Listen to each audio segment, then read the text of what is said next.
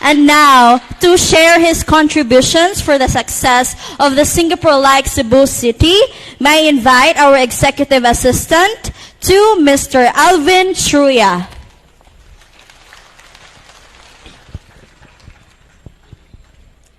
Let me begin my speech with a quote that says, "Without vision, there is no hope." Atong pinalanggang mayor sa siyudad sa Sogbo, kansang passionate defense of him from Attorney Josephus Jimenez in Freeman is something you must read that says, to be identified with the mayor is to be identified with passion, excellence, and service. A big hand to our dear mayor.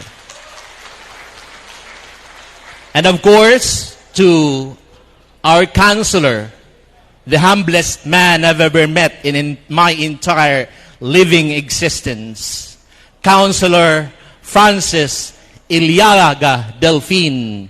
Gilhaba Delfin is Pares. My task today, and it will be very short, promise, is to answer the question, how can I contribute to Singapore-like with Melbourne features Singapore, with Melbourne features Cebu City. The first, I believe, is to articulate the vision, defend the vision, whether in front of an intellectual or in front of the massa or the ordinary people. Second is to embody the vision, articulate the vision, which is to correct the misconception about the vision. The first misconception, I believe, is that this vision deprives Cebu City of its uniqueness. I believe that kind of argument falls readily and does not derive from a good premise, because you can incorporate anything into something. You can incorporate the greatness of Singapore into the greatness of Cebu City without depriving the uniqueness of Cebu City, ladies and gentlemen. Pakpak mga parente. Sama rago na sa timpla, kung atong sagulon, mas mulami. Kaya kung paratra, way lami. Kung tamisa sa way lami. Kung magsagol, ang parat, basta kung magsagol na lami na. The second is that, and this is what I usually see in social media, every time there's flooding, every time there is heavy traffic, they say, is this Singapore-like Cebu City? That's to mistake vision, or that's to mistake the end from the means. What we see is not yet the achievement of the vision. What is we see are people working hard for the vision. In simple terms, ang vision mo na atong pananaw, ang atong ginahimo karon, mo ka na ang paggabot sa atong vision.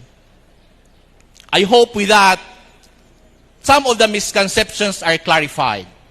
And I shall now proceed to the next, which is to embody the vision. And that is where my task, your task, belongs.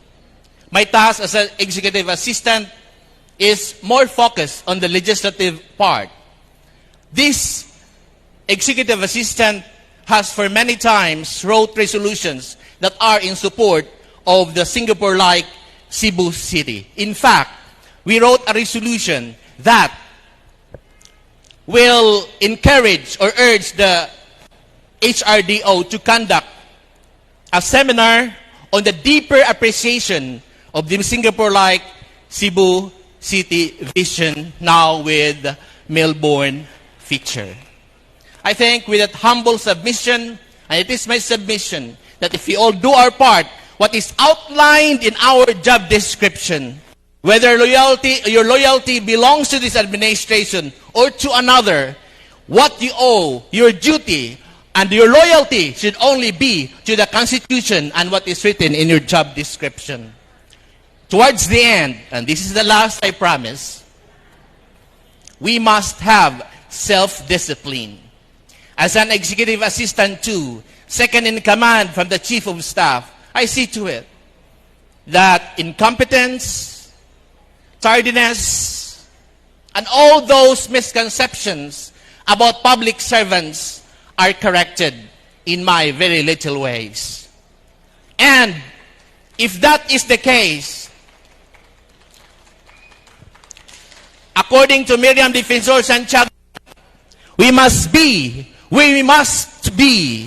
even if we are going to go there in horizontal position, which is, of course, an hyperbole. Towards the end, as I said, we must do our part. And I quote, "We'll pass this world but once. We shall do what we can do.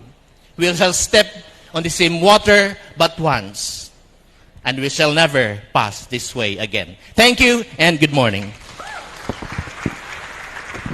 Thank you so much, Kasamang Alvin Truya, for that wonderful and very articulate remarks, no? And next